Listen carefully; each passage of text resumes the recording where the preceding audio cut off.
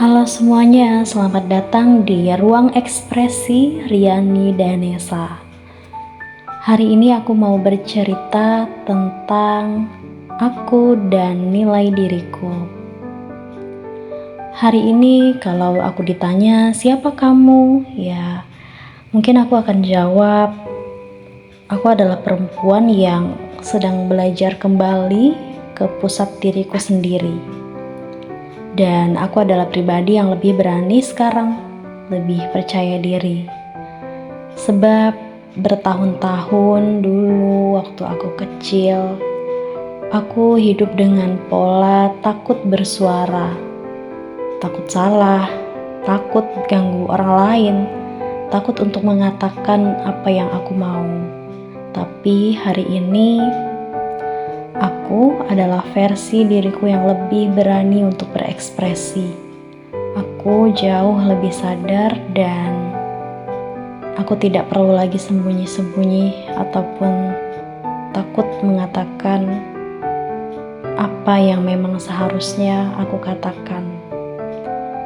Aku bukan lagi anak kecil yang menahan semua rasa sendirian. Hari ini aku adalah perempuan yang memilih untuk pulang ke dirinya sendiri. Meskipun pelan, tapi itu pasti kulakukan. Aku memang tidak sempurna, tapi kehadiranku untuk diriku sendiri itu sudah cukup. Karena dulu tidak ada yang hadir untuk aku. Jadi ya semacam reparenting ya, mungkin aku yang hadir untuk diriku, aku yang merawat diriku, dan anak kecil itu yang ada di dalam diriku boleh untuk bersuara, boleh untuk mengatakan apa yang dia mau. Kalau kamu bertanya salah satu luka apa yang paling membentukku, yaitu tadi, luka tidak punya suara, luka karena tidak bisa untuk menolak sejak kecil. Dari kecil itu aku belajar diam. Bahkan ada teman aku yang bilang aku kayak batu karena saking diamnya. Mungkin kalau kamu seorang guru yang juga mengajar seperti aku, kamu mungkin akan ketemu dengan satu siswa yang sangat pendiam di kelas, ngomong seperlunya, menjawab soal kalau ditanya atau kalau ditunjuk. Itu adalah aku. Kayak gimana ya, kalau diingat-ingat tuh ya lucu banget gitu. Ya aku dulu seperti itu, diemnya kayak batu lah ya, sampai aku sendiri tuh benci dengan sifat itu. Setiap kali aku takut, sedih atau gak setuju, aku cuman bisa diem, menahan semua. Ada kejadian-kejadian yang membuat aku merasa dunia ini bukan tempat aman untuk mengungkapkan diriku. Dan luka itu tumbuh menjadi pola, berulang sampai aku besar. Kayak lebih baik memilih ikut deh daripada bicara, lebih baik diam deh daripada mengganggu. Luka ini membentuk cara aku mencintai, bekerja, dan mengambil keputusan.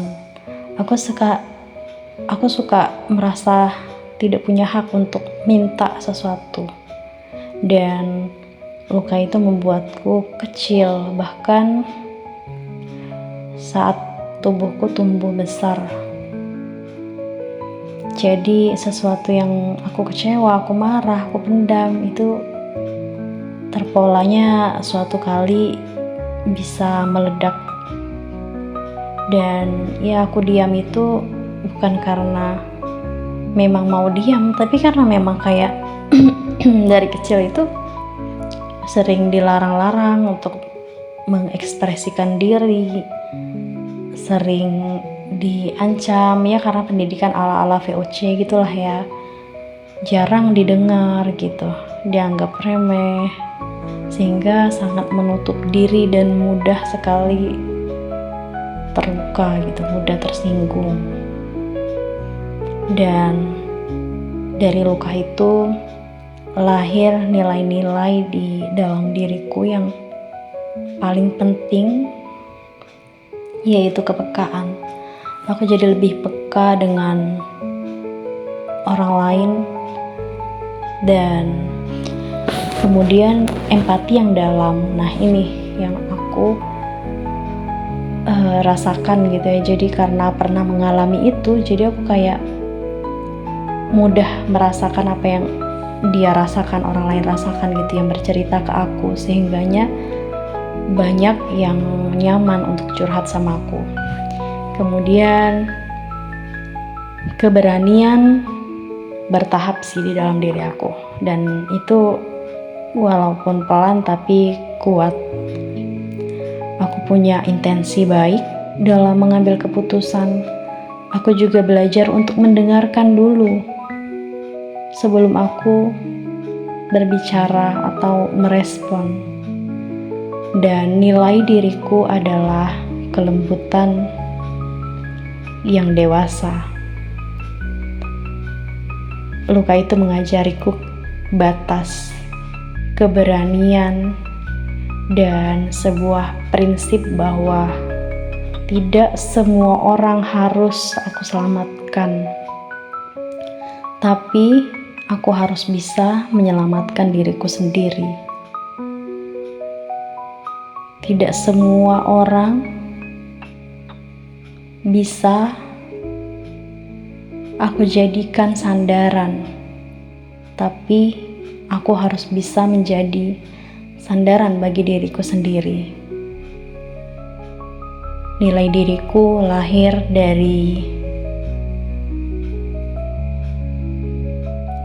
sesuatu yang berat untuk aku keluar darinya, tapi hari ini aku berhasil. Aku masih belajar menjadi diriku sepenuhnya.